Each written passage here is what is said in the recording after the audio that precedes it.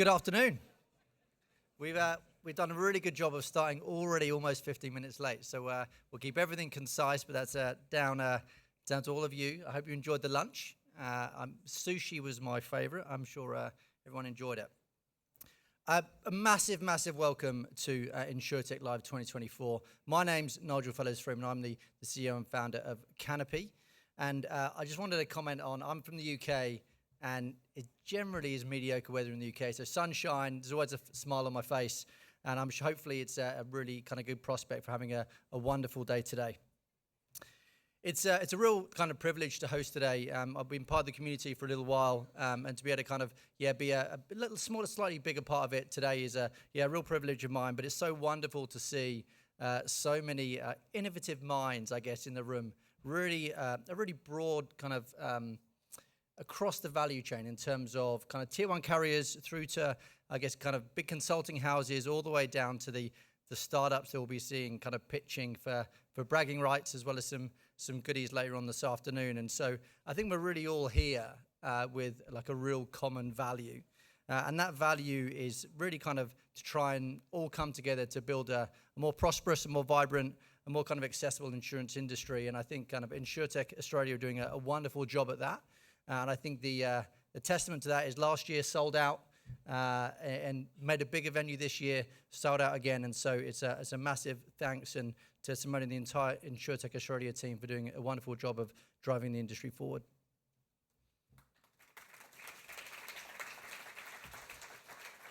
Before we roll into the day, I thought it'd be kind of just apt to look in the rearview mirror just a little bit and look over the last 12 months since the last event last year. And we've definitely been having a lot of conversations with clients, and there's really kind of three top trends that kind of came up in many conversations. I think kind of were the top trends of 2023.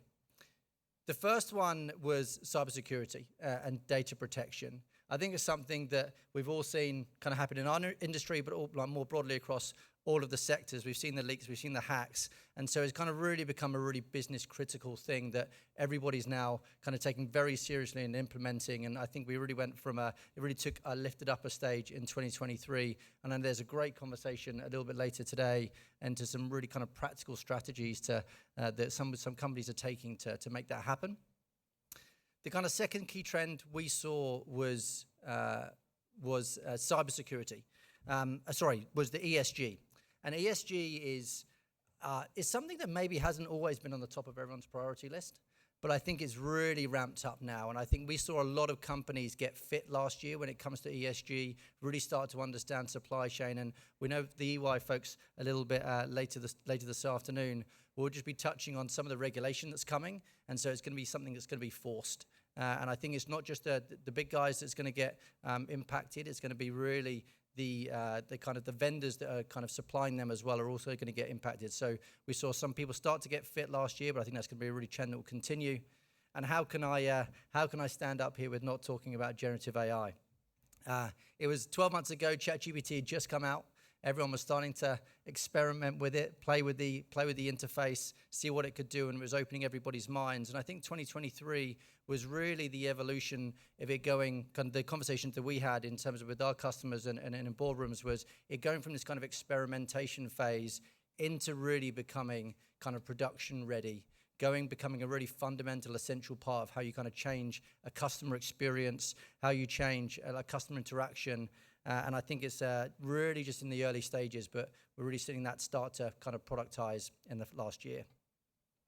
But with all of those things, with all of the kind of great things that are in front of us, I think there are challenges. And I think whenever you're trying to do hard things, challenges are right in front of you. I don't think you're trying hard enough if you're not hitting a bunch of challenges. And so I really do think a stage like today where we kind of all come together, the collaborations that really kind of help us solve some of those challenges that are in front of us. And then kind of as we move through today, I'd really encourage everybody to really kind of engage openly, ask a bunch of questions, make sure you kind of really consider and work together on how we can kind of overcome some of these obstacles, because I really do think that the strength of the industry, the insurtech industry that we're in, is not just the kind of technology or the products we build, it's really our ability kind of to work together towards a common goal. And I think that's really the theme that we want to see here. And I think that's kind of all the collaboration that we kind of see out in the room beside us today. And so really encourage a bunch of that. So with that, let's look forward to a really kind of day of meaningful conversations, hopefully. And hopefully there's maybe a few kind of game-changing ideas that are brewed up over a cold beer and a glass of wine later on this afternoon. I do want to say I was going to change the slide. Big thank you to Arnie. I did this right at the start, but I'm going to do it the same again. A massive thank you to Arnie for the lunch today. If you want to chat about auto claims, if you want to understand anything about Arnie does, they are just outside. They would love to speak to you. And just maybe a round of applause for Arnie for supplying the lunch today. A massive, massive thank you. So with that, I'd love to hand over to Yvonne Weldon, who is from the Metropolitan Local Aboriginal and Land Council, to do our Welcome to Country.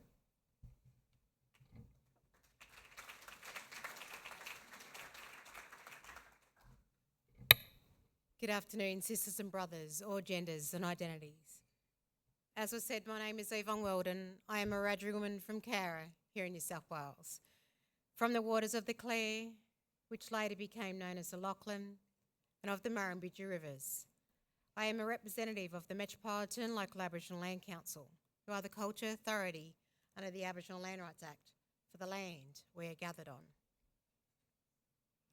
I'd like to pay my respects to all elders, past and present, to all First Nations, to you and the ancestors of the lands that you've travelled from.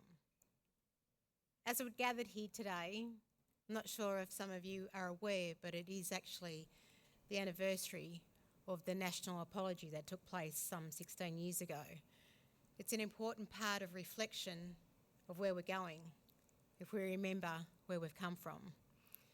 I think about this day, and certainly when I do welcome to countries or acknowledgement to country, about my great-grandfather who was born in 1900, who was taken away from his family as a child and was put on farms to be a slave. But he went back home to country and he made sure that he was connected with culture and with his family. And one of the key parts of that connection is about making sure that all is acknowledged. Acknowledging where you are, acknowledging the people that have gone before you and the many that will continue long after. Making sure that we leave a world beyond us for a better future for our next generations. As we're gathered here in your country, our boundaries are written into the earth's natural landscapes, just as we are gathered next to the traditional owners' impressive waterways. The Eora Nation's boundaries are the Hawkes River in the north, the Nepean in the west, and the Georges River in the south. My people, the Aboriginal people, have been a part of this land for more than 65,000 years. We are the world's oldest living culture. And wherever you travel or wherever you work on this beautiful country of ours, understand you're entering the lands of nations, tribes and clans. We existed before all written words and all history, and we continue here today. On behalf of the Metropolitan Local Aboriginal Land Council, the elders and the members, I welcome everyone to the lands of the Gadigal. I acknowledge the Gadigal people, whose spirits and ancestors will always remain with this land, our Mother Earth. Aboriginal people are inclusive of all, from these lands where we have hundreds of nations from this continent and also from across the globe, where the sharing and the trading of our resources, our knowledge and our traditions has been my people's way of life since time began. Traded for necessity and not for empires, just as you are trading, or rather as you are sharing here today.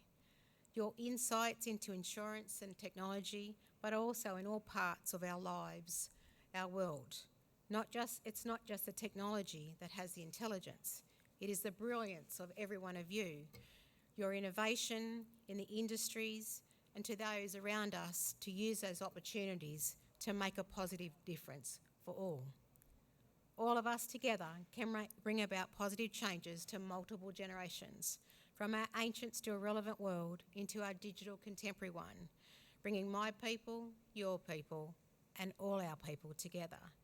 Think about the difference you are making today and what we can do every single day to become the milestones of an all-inclusive future.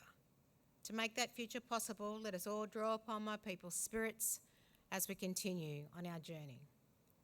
May my people's spirits walk with you and guide you as we strive forward for us all. Again, on behalf of the Metropolitan Local Aboriginal Land Council, Ninyini, Nala, Wongan, Mari, Bajari, Gaede, Nurda, welcome to Gadigal. This always was, always will be Aboriginal land. Thank you and have a wonderful day.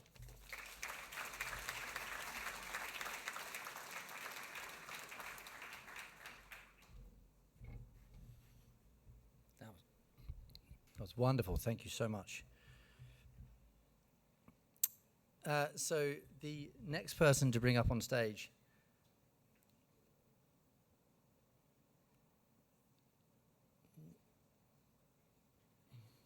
Wow. If I can work the clicker. She needs absolutely no introduction. Simone Dossetor, the CEO of Insurtech Australia.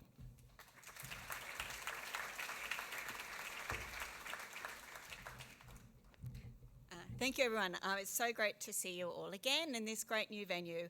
And I also really wanted to add my thanks to Yvonne. I thought that was such a heartfelt welcome to country and also brought us the importance of not only apologies, but how we work to the future.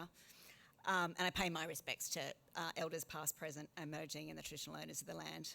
And I want to thank Nigel for hosting. It's not always the easiest gig, but I'm sure you're going to already have provided insights and will keep us on track throughout the day. It's great to be this great new bigger venue. We've got almost more than twice the exhibitors that we had last year, and we've got almost double the number of people that we had 2 years ago as we emerged somewhat dazed from the Omicron wave and kind of all got together. Today I really want to emphasise that it's all about our community. It's about showcasing the best Insurtech talent and what they're doing, but it's a crucial feature of our event. I know there's lots of events, so I appreciate your time, is that it's really about the one opportunity that we get to come together. So we're not just selling, tech and tickets and advertising, but we really want to provide this platform for the connection. And so I wanted to welcome particularly our 34 new Insurtech members who've joined over the last year. I think that's an amazing number. You're all up there on the stage and such a diverse range of businesses, and we're going to get to hear 4 of those companies pitch later today, and I know you're all looking forward to that. And we also have all our important partners. So we have 18 new partners that have joined us over the last year, and we're continuing to see new sectors engage with our community, particularly a number of brokers now being part of the community and life insurance, which are both 2 areas that we really wanted to get involved in what we do. As a theme today, I'll just take a couple of minutes. I want to just focus on the how. All our theme for the conference was really how is technology and Insurtech influencing the industry.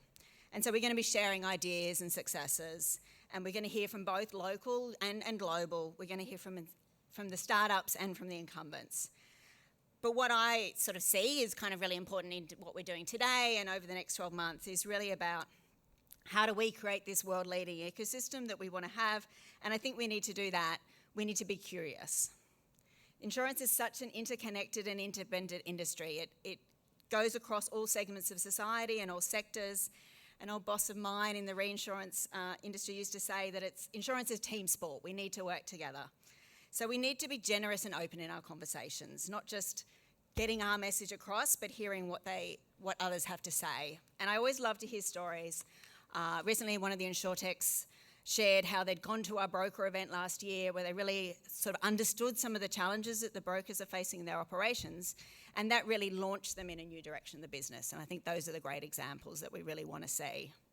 We also need to be deliberate, whether you're the startups, building your tech, searching for partners, customers, investors, or you're a corporate trying to navigate through the inflationary pressures. You've got too many claims or too few claims. If we want to be successful, we really need to be deliberate in the leads that we pursue and in the projects we undertake if we really want to create that sustainable value and move the business forward. I'm always pleased when I'm talking to one of our members about an opportunity and they say, no, that's not really ours. You should go and talk to this other company. And then they introduce somebody else into our community that in due course becomes a really valued part of society, but part of the ecosystem. And finally, we have to be ambitious. I've heard it today and I hear it all the time. We're all just working really, really hard, but we just don't seem to get that far forward. And I was reflecting on Andrew Hall's apology to the Parliamentary Committee last week, which I thought was great, really open and honest to customers. But then I also was just like hugely frustrated, as I'm sure all of you are. We've been in this industry, I've been in the industry for 20 years, and we're still apologising for being crap. We know we can do so much better. We know we have all these businesses in the room, but we just don't seem to get there, or not very fast. We've got the legacy systems, we've got the regulatory oversight, and, we have customers that don't really care, unless they're in a flood zone. But we do have these great data. We've got statistics, we've got the use cases, so we know we can make a difference. So we just have to work out how do we bring it together. AI is coming. We're going to hear a lot about AI today. Is it coming to the industry or is it for the industry? It's going to be tricky. We know there's challenges around how it's going to be implemented, but this is going to be the disruptor, the accelerator that we're looking for. So today and as you work together over the next year, bring your curiosity, bring your deliberation, and bring your ambition, and together we can move the industry forward. Before I hand over, a couple of thank yous to our organising committee and our board, to all our members and partners here. You make everything we do today and everything we do possible. And I want to give a big shout out to our small but mighty team of 4 who are awesome, busily away. We couldn't do it without you. And then, next one. Huge thanks to EY, our lead sponsor again this year. We've been really aligned in our objectives for the event and in everything we kind of do more broadly. And we've just really seen the support grow year, and it just makes our job so much better. And everyone said today, the room and everything's been so great. So great to have all our affiliate sponsors on board this year, and we have our supporting sponsors as well. And we really look forward to a great event and coming back next year. And also all those great exhibitors. So lots of exhibitors in the room. If you haven't already, make sure you're going to chat to them later. And with that, I'm going to welcome Kate Farr, the Director of Investment Attraction from Investment New South Wales. They're our market growth partner this year, and they've really been great supporters for the Insurtech ecosystem.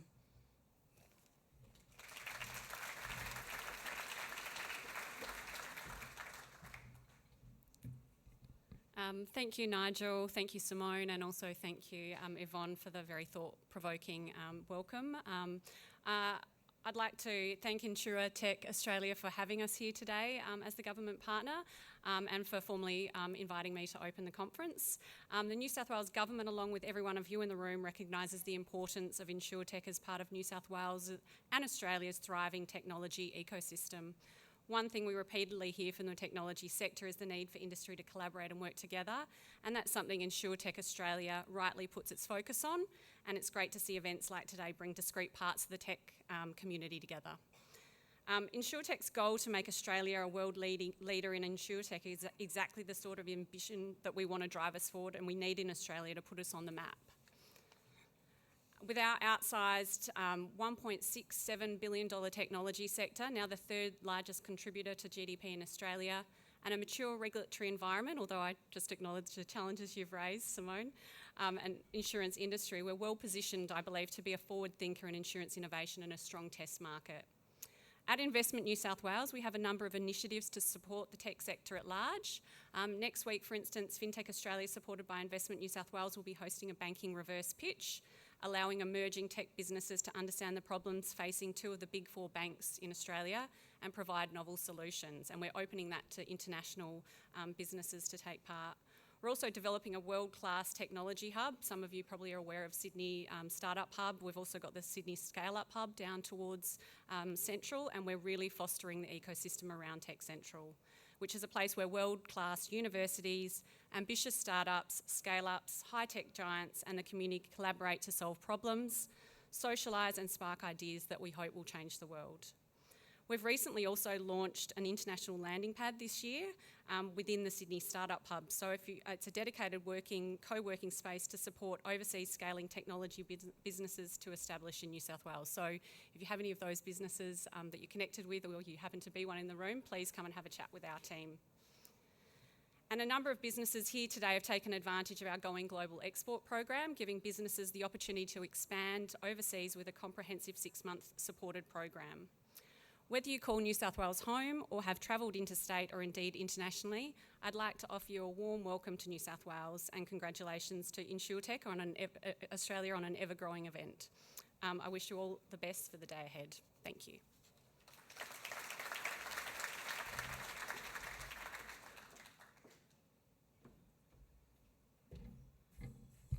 Thanks, Gaede. I know some of my team are at the Startup Hub every now and again, so I'll make sure I send them up toward the landing pad. That sounds great.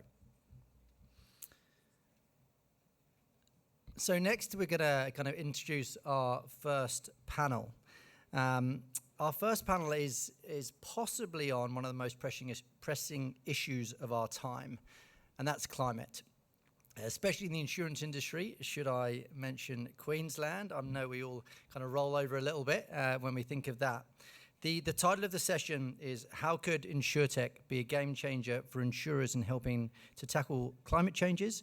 Promises to shed light on the transformative role that Insurtech can play.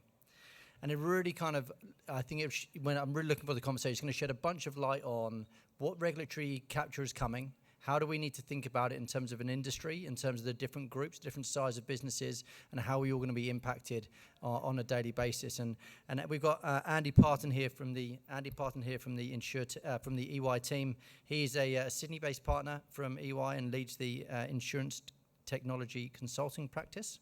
And EY is the lead sponsor of Insurtech Australia. Andy is also a massive advocate for Insurtech. So he does a bunch of talking in the Startup Hub. So if you are a startup in the room, Andy's a great person to try and grab 5 minutes with, because he will no doubt have answers for all the things that you're looking to find out. So Andy Parton, over to you.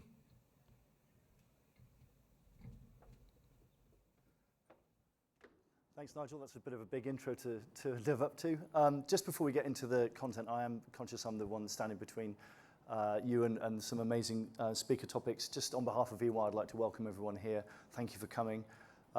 We have been a proponent of Insurtech for some time, and also a long-standing partner of Insurtech, having been one of the founding partners, and we continue to work with Insurtech over the years. It's so good to see the ongoing success of this event. We were the sponsor last year. Based on the success, we jumped at the opportunity to sponsor again this year.